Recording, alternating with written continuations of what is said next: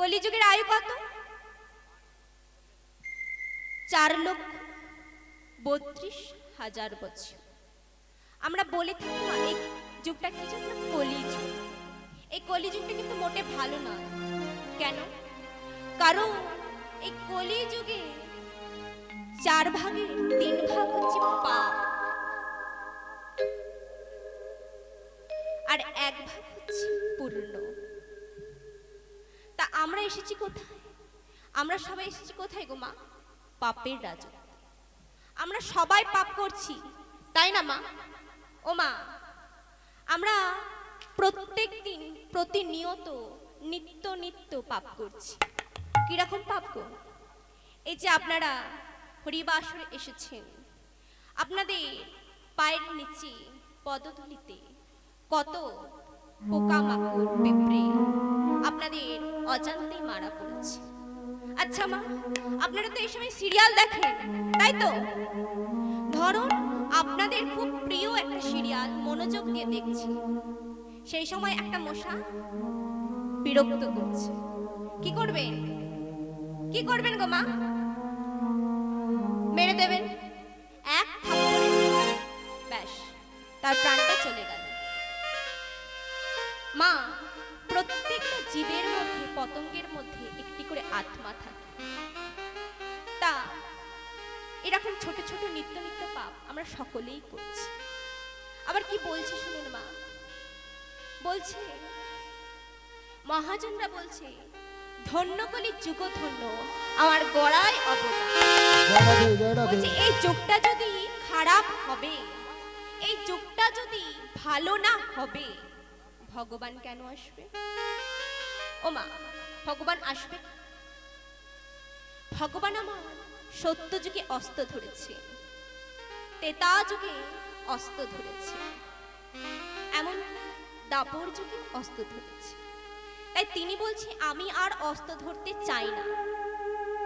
এবার আমার যত প্রেম মধু, প্রেম ধন সম্পত্তি আছে, আমি ওগুলোকে নিয়ে চলে যাব মা কোথায়? না ওই কলিকালে।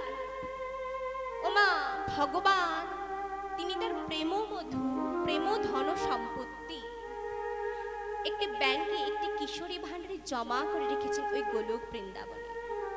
যে ব্যাংকটির নাম কিশোরী ভান্ডার। ও মা, ওই ব্যাংকে আবার একটি ম্যানেজার আছে। ম্যানেজারের নাম কি জানো? শ্রীমতী রাধা রানী। হরি বল হরি। তা রাধা রানী বলছি গোবিন্দ, প্রভু তুমি তো তোমার ওই প্রেমমধু প্রেমধন সম্পত্তি আমার এই কিশোরী ভান্ডারে তুমি শুধু জমা দাও, তুমি শুধু জমাই দাও, ওই কোনোদিন তো তুমি তোলো না। ও মা, আমরা যেমন টাকা সঞ্চয় করে আনি, অর্থ সঞ্চয় করে আনি, আমরা কি করি? আমার বাবারা রোজগার করে টাকা সঞ্চয় করে নিয়ে আসেন, নিয়ে এসে কি করেন? আমার মায়েদের হাতে দেন। আমার মায়েরা সেগুলোকে কি করে? লকারে হোক বা ব্যাংকে হোক রেখে আসে। আমাদের যখন প্রয়োজন হয়, প্রয়োজন মতো সেই জায়গা থেকে আমরা খরচ করি। কিন্তু রাধা রানী গোবিন্দকে বলছে, গোবিন্দ তুমি তো তোমার ওই প্রেমমধু প্রেমধন সম্পত্তি আমার এই কিশোরী ভান্ডারে তুমি শুধু জমা করে যাচ্ছ, জমাই করে যাচ্ছ, ওই কোনোদিন তুমি তুলছো না। এবার তুমি তোলো, না তুললে আমি রাখবো কোথায়? আমার বলছে বেশ রাখবো। তোমার ওই কিশোরী ভান্ডারে যখন রাখার মতো জায়গা নেই, তখন আমি আমার এই প্রেমমধু প্রেমধন সম্পত্তিগুলোকে জগৎ সংসারের মাঝে দান করে দেব।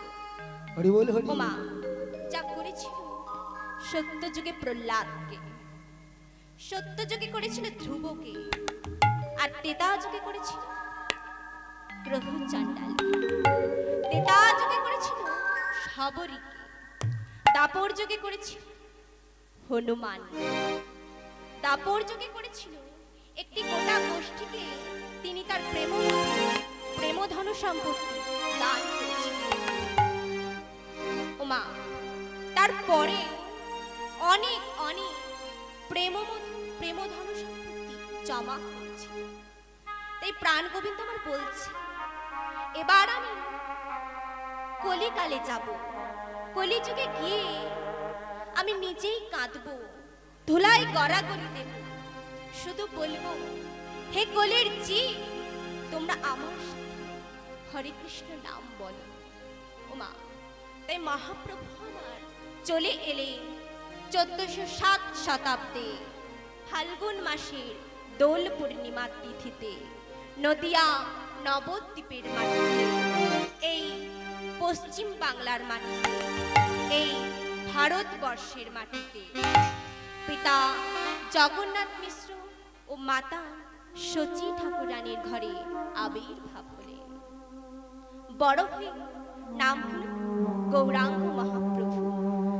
তা গৌরাঙ্গ মহাপ্রভু বড় হয়ে দাদা নিত্যানন্দ মহাপ্রভুকে সঙ্গে নিয়ে, পারিষদগণকে সঙ্গে নিয়ে, খোল করতাল সঙ্গে লয়ে কখনো শিবাস আঙিনায়, কখনো বা সুরধ্বনি গঙ্গার তীরে, কখনো বা নবদ্বীপের দ্বারে দ্বারে আমাদের মতো কৃষ্ণ বহির্মুখী জীবকে, এই আমাদের মতো পাপাচারী দুরাচারী কৃষ্ণ বহির্মুখী জীবকে উদ্ধার করার লয়ে এসেছিলেন এই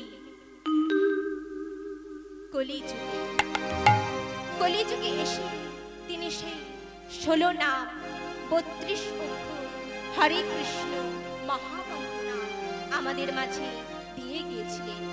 তা এই রাত্রিকালে সেই গৌরাঙ্গ মহাপ্রভুর দেওয়া হরে কৃষ্ণ মহামন্ত্র নাম সবাই মিলে দুইটি বাহু তুলে করতালি দিয়ে বদন ভরে গাইব। কি মা, সবাই আপনারা গাইবেন তো? শুনতে পাচ্ছি না, গাইবেন তো? হাত তোলো। হাত কোথায়? ওমা, বাড়িতে কি অনেক কাজ টাজ করেছেন নাকি? হাত ব্যথা হয়ে গেছে? অনেক কাজ কাজ করে করে হাত ব্যথা করব, তবে গোবিন্দের জন্য হাত তুলবো না, তাই তো? কাজ করে করে হাত ব্যথা হোক, তবে গোবিন্দের জন্য হাত তোলা যাবে না। নাকি অনেক গয়নাগাটি পরে এসেছেন যে সবাই দেখে নেবে, আজ বাড়িতে চোর পড়বে? ওমা, কোনটা? হাত না তুললে কিন্তু কৃপা পাওয়া যাবে না। কি মা? হরি বল হরি। কৃপা পাওয়া যাবে না। আমি মন গড়া কথা বলছি, আমি মন গড়া কথা বলছি, মন গড়া কথা বলছি না গো। মনে করে দেখুন দ্রৌপদীর বস্ত্র হরণের কথা। কি মা, মনে আছে তো? দ্রৌপদীর যখন বস্ত্র হরণ হয়েছিল তখন কি হয়েছিল মা? কৃষ্ণ যখন সুদর্শন চক্র দিয়ে শিশুপালকে হত্যা করেছিল, তা সেই সুদর্শন চক্র যখন ফিরে আসে শিশুপালকে হত্যা করে, অনেকটা ক্রোধ নিয়ে ফিরে এসেছিল তো মা। তাই কৃষ্ণের হাতের কিছুটা অংশ কেটে গিয়েছিল। ও মা, কেউ দেখতে পেয়েছিল না। কে দেখতে পেয়েছিল? দ্রৌপদী দেখতে পেয়েছিল। তা যখন দেখতে পেয়েছিল, সে সঙ্গে সঙ্গে কি করেছিল? নিজের শাড়ির আঁচলের একটুখানি অংশ ছিঁড়ে আমার গোবিন্দের হাতে বেঁধে দিয়েছিল। আমার গোবিন্দ মনে মনে বলেছিল, তোমার এইটুকু বস্ত্রের ঋণ আমি শত সহস্র বস্ত্র দিয়ে একদিন শোধ করে দেব। হরি বল হরি বল। ও মা, কোন দিন করেছিল গো? যেদিন দ্রৌপদী বস্ত্র হরণ হয়েছিল। দ্রৌপদী তো সবার কাছ থেকে সাহায্য চেয়েছিল, পেয়েছিল? কেউ করেছিল? এক হাতে নিজের আঁচল ধরে রেখেছে আর এক হাতে কৃষ্ণকে বলছে, হা কৃষ্ণ কৃপা করো। ও মা, কৃপা পেয়েছিল? কৃপা পেয়েছিল? পাইনি। কে কৃপা পেয়েছিল মা? কখন কৃপা পেয়েছিল? যখন দুইটি বাহু তুলেছিল,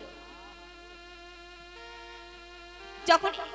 ও মা বলছে, আমাদের সবাইকে মনে রাখতে হবে যে এক হাতে কৃষ্ণকে ডাকলে কৃষ্ণ কৃপা করবে না।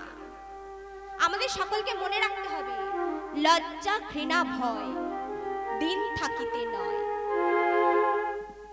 বলছে সময় থাকতে প্রভুকে স্মরণ করো। তা দ্রৌপদী যখন এক হাতে নিজের বস্ত্র ধরে রেখেছে আর এক হাতে কৃষ্ণ কৃষ্ণ বলে ডাকছে, কৃষ্ণ কৃপা করলো না মা। দুঃশাসন জোরে শাড়ির আঁচলে টান দিয়েছে, আর ধরে রাখতে পারলো না, আর ধরে রাখতে পারলো না, শাড়ির আঁচল চলে গেল। আর দ্রৌপদী দুইটি বাহু তুলে বলল, হা কৃষ্ণ কৃপা করো এইবার। কৃষ্ণ তুমি কৃপা করো, হে কৃষ্ণ তুমি কৃপা করো। তাই মা, কৃপা যদি পেতে হয় তাহলে আমাদের সকলকে কি হবে? দুইটি বাহু তুলতে হবে। কৃপা, ও মা, কৃপা কিছু দিয়ে কিছু পাওয়া। আগে আমাদেরকে দুইটি বাহু তুলে গোবিন্দকে, গোবিন্দর কাছে নিজেদের আত্মসমর্পণ করতে হবে, নিজেদেরকে সমর্পণ করতে হবে, তবে গোবিন্দের কৃপা পাওয়া যাবে। তাহলে চলুন সবাই মিলে দুইটি বাহু তুলে হরে কৃষ্ণ মহামন্ত্র নাম আমরা করতালি দিয়ে বদল ভরে গাইব। কি মা, গাইব তো? হাত কোথায়?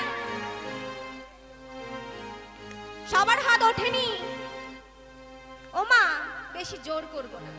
এত বলার পরেও যখন হাত ওঠেনি, যাদের হাত আছে তোলো, আর যাদের হাত নেই বলে বলেও তুলতে পারবো না। হরে কৃষ্ণ হরে কৃষ্ণ কৃষ্ণ কৃষ্ণ হরে হরে, হরে কৃষ্ণ হরে কৃষ্ণ কৃষ্ণ কৃষ্ণ হরে হরে, হরে কৃষ্ণ হরে কৃষ্ণ কৃষ্ণ কৃষ্ণ হরে হরে, হরে কৃষ্ণ হরে কৃষ্ণ কৃষ্ণ কৃষ্ণ হরে হরে, হরে কৃষ্ণ হরে কৃষ্ণ কৃষ্ণ কৃষ্ণ হরে হরে, হরে রাম রাম রাম হরে হরে, হরে কৃষ্ণ কৃষ্ণ কৃষ্ণ কৃষ্ণ হরে হরে, হরে রাম হরে রাম রাম সবাই মিলে। রাম হরে হরে, হরে কৃষ্ণ কৃষ্ণ কৃষ্ণ হরে হরে, হরে রাম ও মা, এরা তো রোজ রোজ গায়, তা আপনারা আমার সাথে একদিন গাও, গাও তো দেখি। এদের গলার জোর বেশি না আপনাদের সবার বেশি, আমি দেখবো। মা, সবাই মিলে দুটি বাহু তুলে আপনা আপনা চলবে। বাবা, সেই টেম্পারটা হাত তোলো, হাত তোলো। হরে হরে কৃষ্ণ হরে হরে,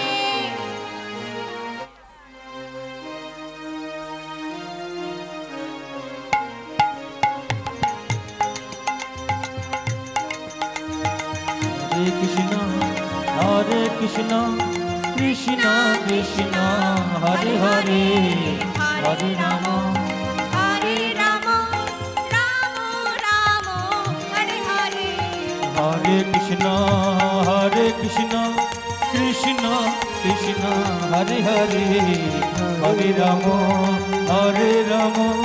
রাম রাম হরে হরে, হরে কৃষ্ণ কৃষ্ণ কৃষ্ণ হরে হরে, হরে রাম রাম রাম হরে হরে, হরে কৃষ্ণ কৃষ্ণ কৃষ্ণ হরে হরে, হরে রাম রাম রাম হরে হরে, হরে কৃষ্ণ কৃষ্ণ কৃষ্ণ হরে হরে, হরে রাম রাম রাম হরে হরে, হরে কৃষ্ণ কৃষ্ণ কৃষ্ণ হরে হরে, হরে রাম রাম রাম হরে হরে। দয়াল গুরু শ্রীমদ নিত্যানন্দ মহাপ্রভু কি জয়।